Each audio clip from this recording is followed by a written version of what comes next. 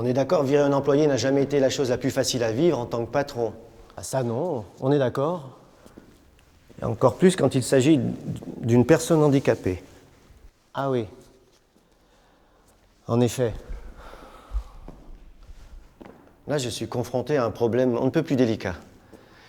Il s'agit du premier poste que j'ai confié à une personne handicapée. Très sympa d'ailleurs, mais franchement, j'avais mal évalué son poste et j'aimerais la placer ailleurs. Et alors? Où est le problème? Ça fait bientôt 1 an que je forme ce collaborateur à ce poste. Et en plus, c'était imposé par les quotas. Tu imagines le coût pour l'entreprise? Dans mon SRL, j'en suis déjà à la 3e personne handicapée intégrée. C'est vrai que ça n'a pas été facile pour la première au début.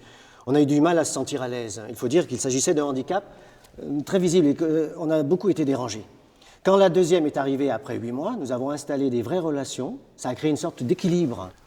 Alors, il faut que j'en recrute une autre pour que ça marche. Dans ton cas, tu as déjà beaucoup de chances de le trouver sympa. Donc, côté état d'esprit et capacité d'adaptation, ça ne semble pas trop poser de problème.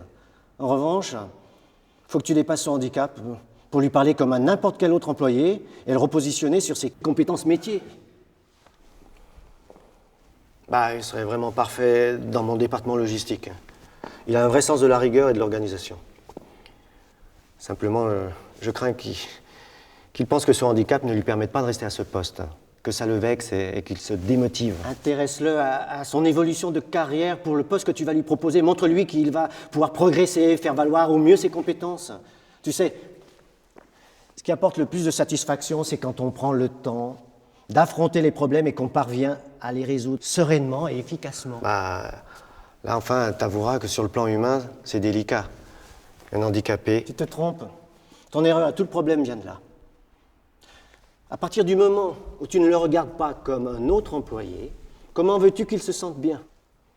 Oui, c'est vrai. D'autant qu'il a tout à gagner de changer de direction. En plus, j'ai de bonnes idées de développement pour ma partie logistique. Il pourrait les mettre en œuvre. Ouais.